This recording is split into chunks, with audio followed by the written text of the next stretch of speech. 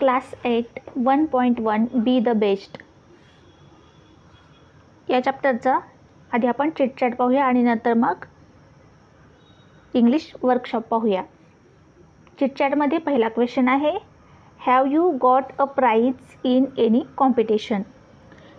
तुम्हाला एखाद्या कॉम्पिटिशनमध्ये स्पर्धेमध्ये पारितोषिक किंवा बक्षीस मिळाले आहे का? प्राइज म्हणजे बक्षीस, कॉम्पिटिशन म्हणजे स्पर्धा. Answer yes, I got a prize in a drawing competition. हो, मला ड्रॉइंग कॉम्पिटिशनमध्ये प्राइज मिळालेलं आहे. Second question, how do you feel at that time? त्यावेळी तुम्हाला कसं वाटलं होतं? फील म्हणजे वाटणे. त्यावेळी तुम्हाला कसं वाटलं होतं? Answer I felt super happy and excited. मला खूप आनंद झाला होता आणि मी खूप एक्सायटेड होते. Third question, have you ever failed in your efforts? तुम्ही तुमच्या प्रयत्नात कधी अपयशी झाला आहात का? इफर्ट्स म्हणजे प्रयत्न आणि फेल म्हणजे अपयशी. तुम्ही तुमच्या प्रयत्नात कधी अपयशी झाला आहात का? येस, आन्सर आहे येस, मेनी टाईम. आपण खूप वेळा प्रयत्न करतो, कधी कधी आपल्याला अपयश पण येतं. प्रत्येक वेळेस यश येईल असं नाही, खूप वेळा अपयशसुद्धा येतं. Fourth question, do you think we should accept success as well as failure? तुम्हाला काय वाटते की अपयश आणि अपयश या दोन्ही गोष्टी आपण पचवल्या पाहिजेत का, स्वीकारल्या पाहिजेत का? आन्सर येस, अपयश आणि यश दोन्हीसुद्धा आपण गोष्टी स्वीकारल्या पाहिजेत. Because both makes us stronger. दोन्ही गोष्टी आपल्याला स्ट्रॉंगर बनवतात, म्हणून पुढे लढण्यासाठी आपल्याला स्ट्रॉंग, खंबीर बनवतात, म्हणून या दोन्ही गोष्टीसुद्धा आपण स्वीकारल्या पाहिजेत. फिफ्थ क्वेश्चन आहे, what will be your reaction if you are not selected in a team? तुमची रिॲक्शन प्रतिक्रिया काय असेल जेव्हा तुम्ही टीममध्ये सिलेक्ट झाला नाही, not selected in a team? Answer I will be a little sad at first time. पहिल्यांदा तर मी थोडीशी दुःखी होईल.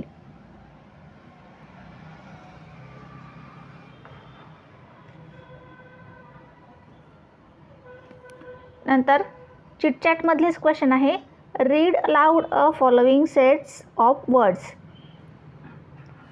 खाली जे वर्ड्स दिले आहेत ते मोठ्याने वाचायचे आहेत. River, stream, sea, ocean. B, hill, stone, mountain, rock. C, plant, sapling, tree, seed.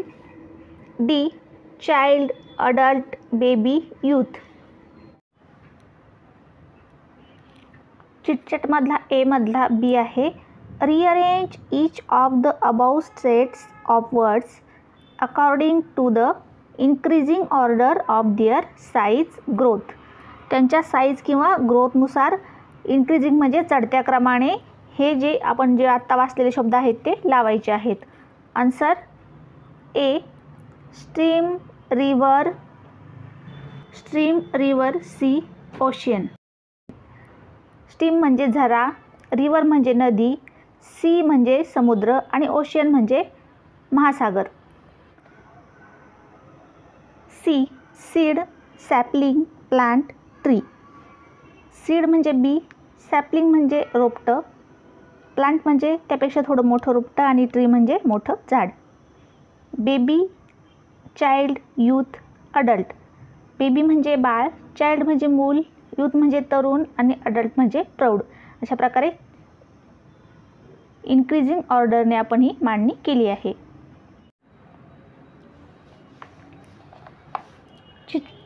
चिटचॅटमधला second question आहे, in your pre primary classes you must have learn the story of the lion and the mouse. Read it in English and fill in the gaps using words given in the box.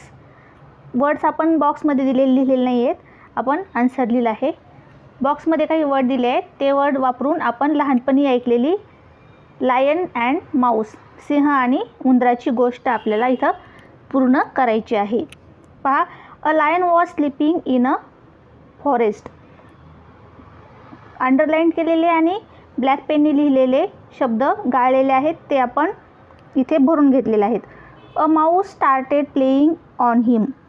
The lion got up angrily. He caught the mouse and was ready to kill it. The mouse begged in the lion to leave it and said that someday it would help the lion. The lion laughed and let it go. One day the lion was caught in a net set up by hunters. He roared loudly as he tried too hard to escape. The mouse heard the lion and came. It chewed up the net with its sharp teeth and set the lion free. Moral of the story. Moral म्हणजे बोध. या गोष्टीतून आपल्याला काय बोध मिळतो? अ friend in need is a friend in deed. म्हणजे गरजेच्या वेळेला जो कामाला येतो तोच खरा मित्र असतो. पुढे बी द बेस्टचं इंग्लिश वर्कशॉप आहे. त्यातला पहिला क्वेश्चन आहे, read the words names given below. Put the big size bigger words in the big circle and the smaller ones in the small circle. खाली या बॉक्समध्ये काही वर्ड दिले आहेत, ते आपल्याला 2 सर्कलमध्ये लिहायचे आहेत. जे साईजनी मोठे आहेत, शेपनी मोठे आहेत, अशा गोष्टी आपल्याला मोठ्या वर्तुळात आणि जे साईजनी छोट्या आहेत त्या छोट्या वर्तुळात लिहायच्या आहेत. मस्की. मस्की म्हणजे एक माशाचा प्रकार आहे. मोठा मासा असतो तो, मग आपण तो लिहिणार मोठ्या वर्तुळात, मस्की. ट्री. ट्रीसुद्धा आकाराने मोठा असतो, म्हणून आपण तो मोठ्या वर्तुळात लिहिला. पाईन.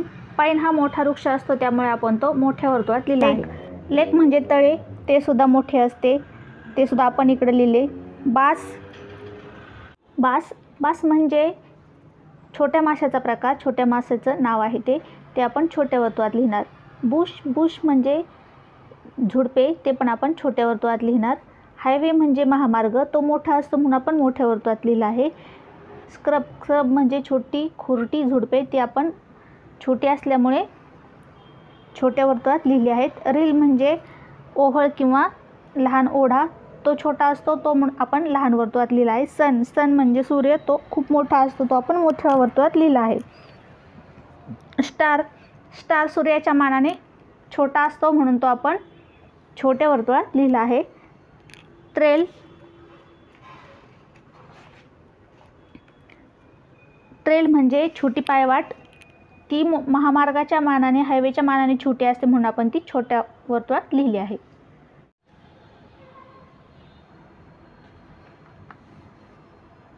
सेकंड क्वेश्चन आहे, form groups of 4. Read each stanza of the poem turn by turn.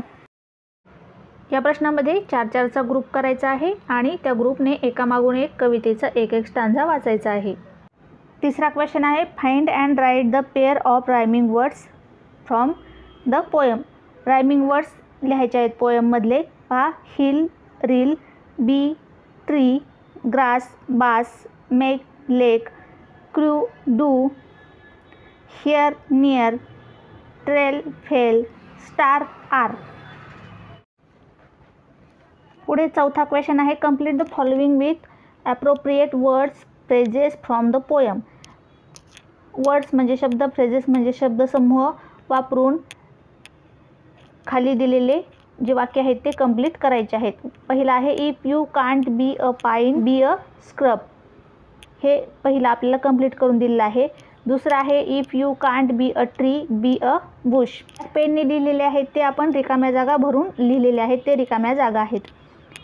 3, if you are a muskie be a bass. 4, if you can't be a captain you can be in a crew. 5, if you can't be a highway be a trail. तुम्ही highway होऊ शकले नाही तर पायवाट बना. 6, if you can't be a sun you be a star. Sun होऊ शकले नाही तर स्टार बना. 5वा क्वेश्चन आहे, write whether the following are true और false. 1. All must be the captain of the team.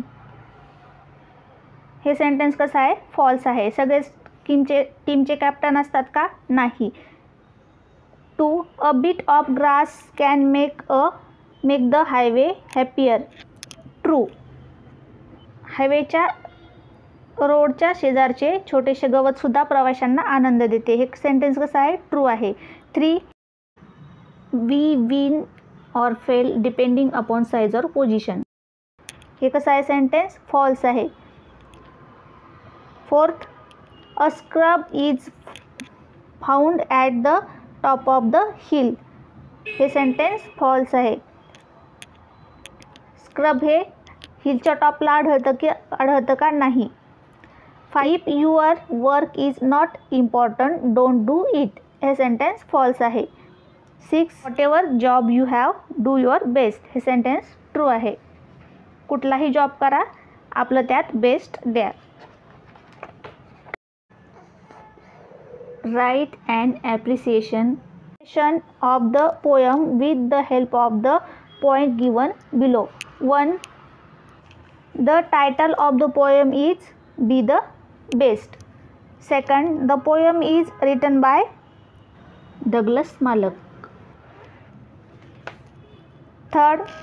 The poem has 4 stanza and each stanza has 4 lines. 4. The line that rhyme in each stanza are first and second, third and fourth. Black पेनने लिहिले आहे ते रिकाम्या जागा आहेत त्या आपण भरून घेतलेल्या आहेत. The poet compares big things with small things.